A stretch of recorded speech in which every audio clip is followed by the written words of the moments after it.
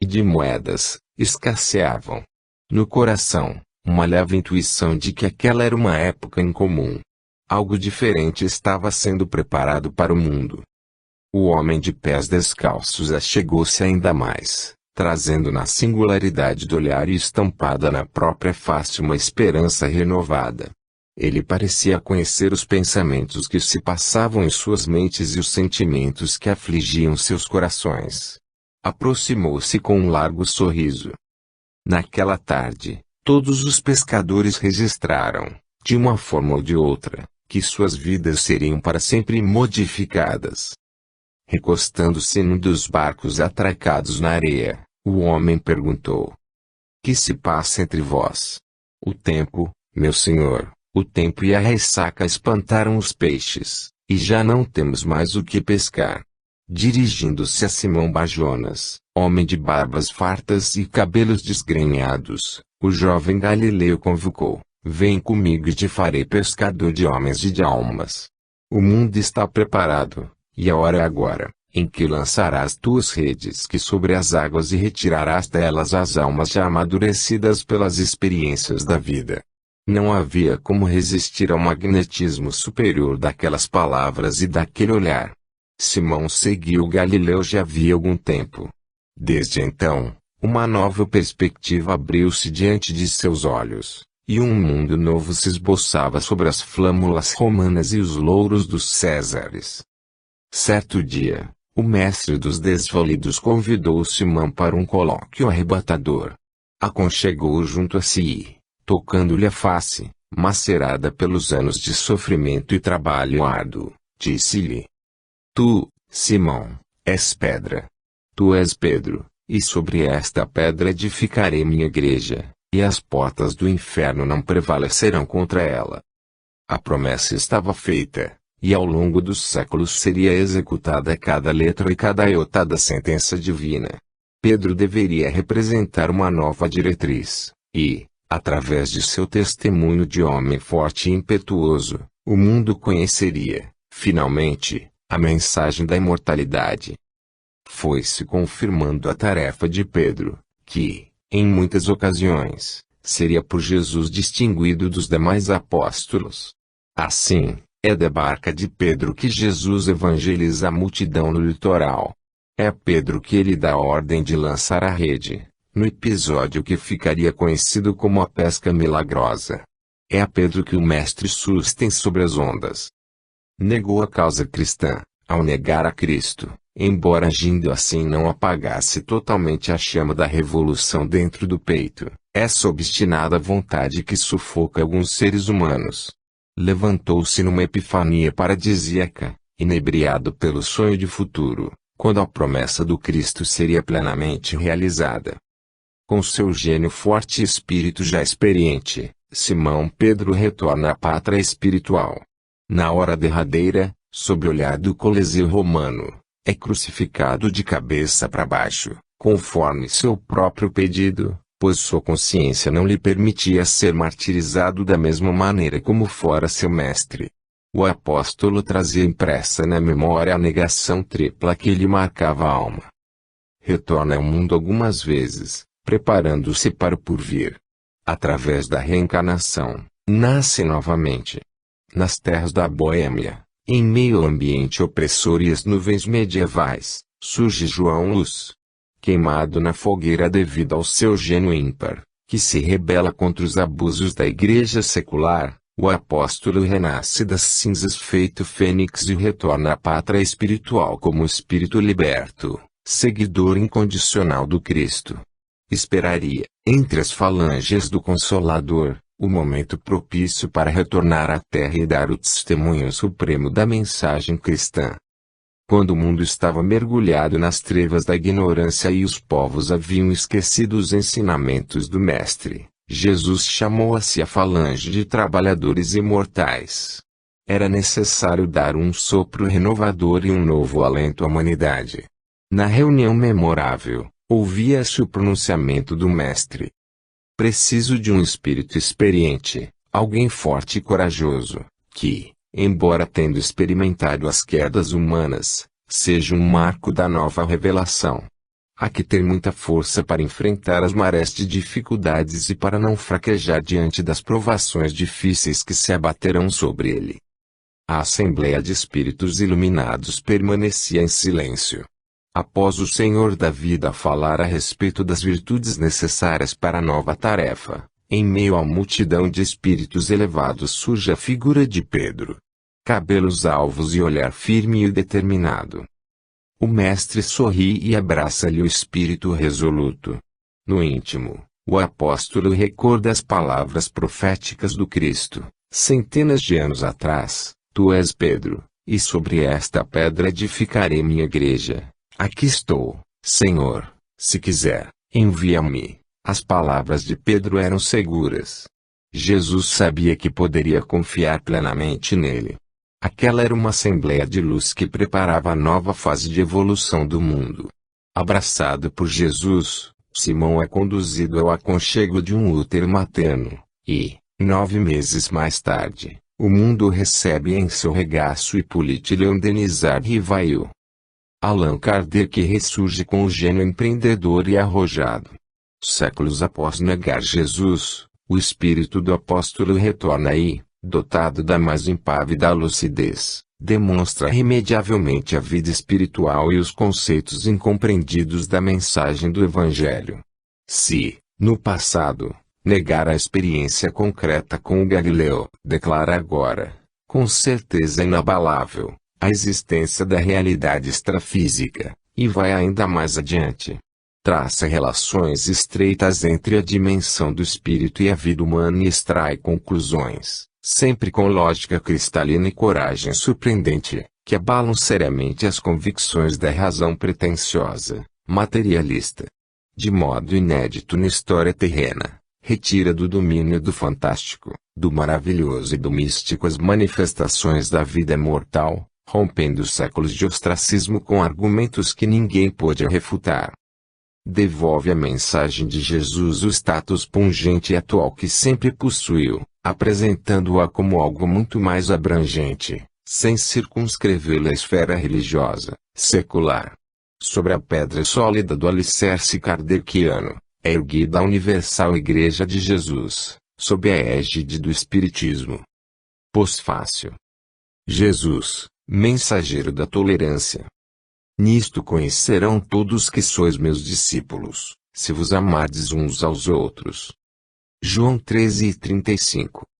Falar sobre o Evangelho segundo o ponto de vista histórico e relatar as experiências vividas por seus personagens é penetrar em terreno perigoso.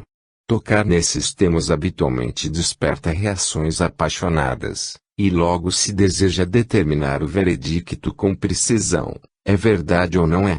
Está certo ou errado? Permanecemos, seres humanos, atormentados pela necessidade visceral de organizar os eventos em compartimentos de verdadeiro ou falso.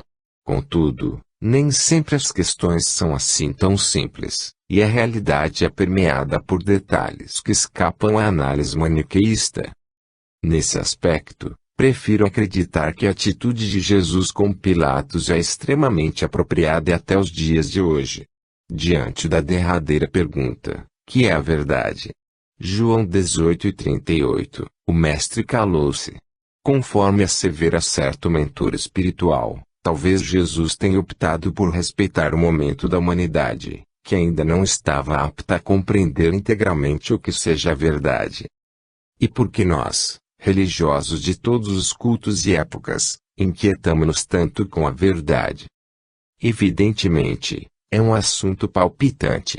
Do ponto de vista histórico, por exemplo, quem não deseja saber como as coisas de fato ocorreram? Não há curiosidade que resista diante dessa possibilidade.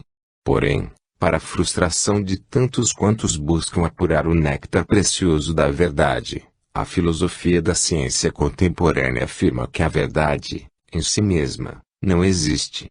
Por certo que existe enquanto fato absoluto, mas, ao tentarmos perscrutar-lhe a essência através do pensamento ou da comunicação, ela deixa de existir. O que há, em seu lugar, é tão somente uma visão possível da verdade. Tudo o que enxergamos, Enxergamos a partir do prisma construído pela nossa própria trajetória e pelas nossas experiências. Ocorre como em matéria de mediunidade, não há comunicação espírita pura, isto é, que não se utilize dos recursos anímicos, preexistentes no arcabouço mental do médium, e seja por eles determinada. A comunicação é, invariavelmente, uma parceria medianímica. Todavia, é importante chegar a certo padrão comum e compartilhado pelo grupo para que possamos nos reunir em torno dele. Em matéria religiosa, por exemplo, é estabelecendo a codificação kardeciana como base que podemos nos sentir pertencentes ao grupo social daqueles identificados como espíritas. É na obra e no pensamento de Allan Kardec que se assentam nossas convicções, e é nesse território que trocamos experiências. Kardec é verdade. Há que se transcender a simples leitura dos textos kardecianos e compreender o espírito que moveu o codificador em suas escolhas, movidos certamente, em maior ou menor medida, pelo impulso das falanges do Espírito Verdade.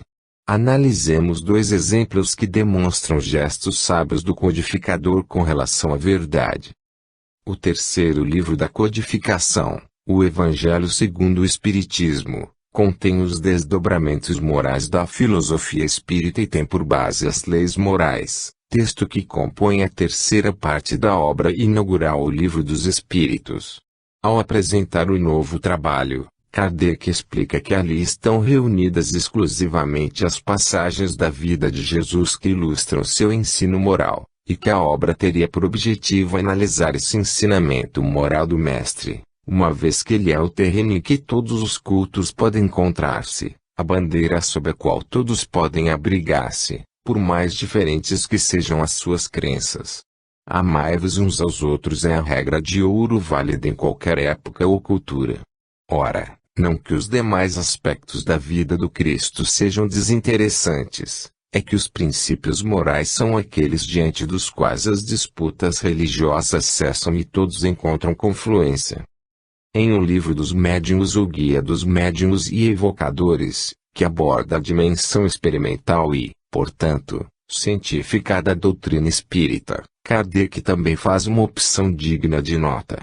Ao contrário do que talvez pudesse se esperar, ele não redige um manual para reuniões mediúnicas, não estabelece como cada coisa deverá se processar em detalhes.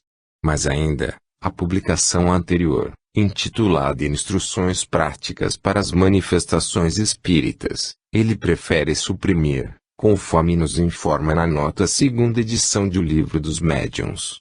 Argumenta que, fruto de uma necessidade urgente por ocasião da doutrina nascente, aquele livro teria perdido o sentido com a publicação deste. Em vez de determinar regras e um esquema rígido de funcionamento para as reuniões ou mesmo para as sociedades espíritas, Kardec simplesmente traça diretrizes, partilha os frutos de suas observações e pesquisas, cataloga e classifica os fenômenos e apresenta, ao final, apenas a título de exemplo, o regulamento da Sociedade Parisiense de Estudos Espíritas. Ou seja, Kardec não dá receitas, apenas aponta caminhos. Em perfeita sintonia com a pedagogia mais avançada, não amarra os aprendizes em modelos intransigentes, mas confere a eles a mais poderosa das ferramentas, a liberdade. E é assim que a doutrina espírita faz duas opções que evidenciam sua paternidade superior. Primeiramente, atém-se ao essencial, a verdade maior, que é a necessidade de amar e de vivenciar a caridade na sua mais suprema acepção. Portanto, não perde tempo com sofismas, não se importa se Maria era virgem ou não, não especula sobre a data do nascimento de Jesus, mas também não delimita o campo de investigações futuras. Em segundo lugar, tolera e respeita a diversidade de métodos, estabelecendo tão somente os princípios sobre os quais devem se pautar os pesquisadores do invisível. Declara que cabe aos médiuns e evocadores a responsabilidade pelos resultados e não discorre se as reuniões devem ser feitas em torno da mesa ou no chão, se os médiuns devem ser em número X ou Y, Não prescreve técnicas de passe nem de desenvolvimento da faculdade mediúnica. Não restringe os horizontes amplos da verdade, dando à doutrina condições de progredir indefinidamente. Tais opções refletem um codificador muito sensato, que aprendeu com o mestre o que havia de melhor. A Bíblia é a verdade. Para citar outro exemplo acerca do caráter relativo da verdade, as discussões sobre a autenticidade dos textos bíblicos merecem destaque. Talvez se pretenda mostrar que o verdadeiro e o puro não estão assim tão ao alcance do ser humano.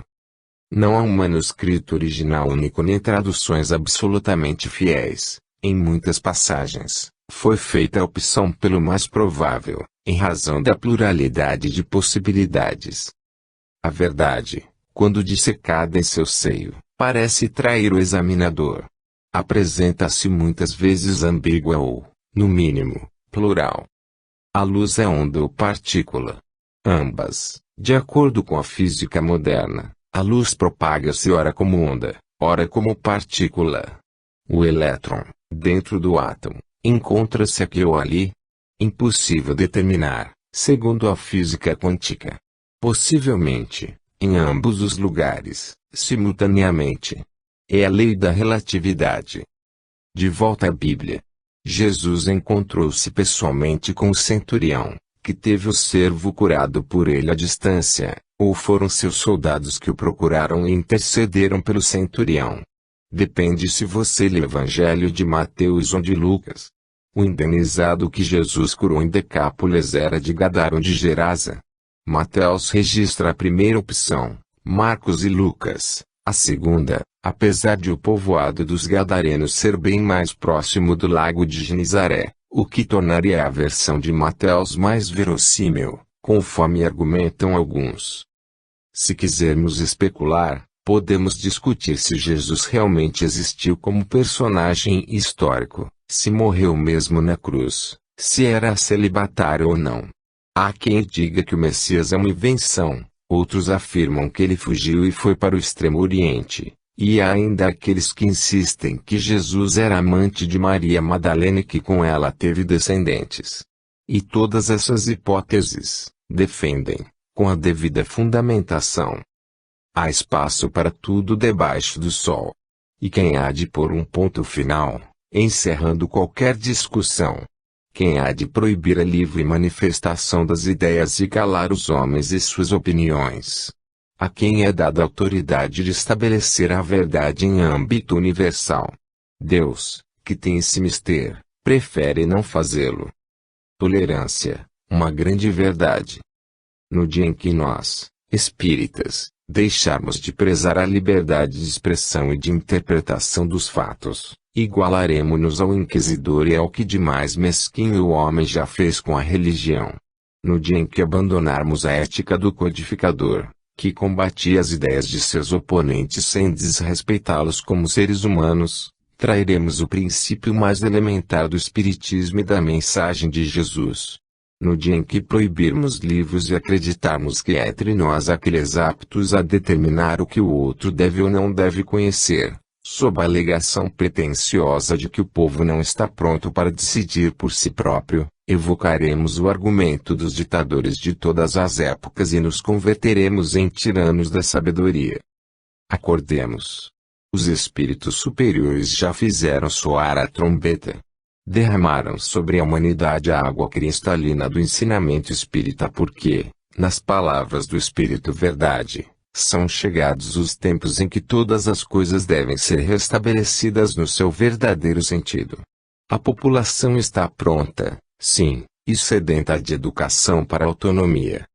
A proposta espírita é tão subversiva como o próprio Jesus.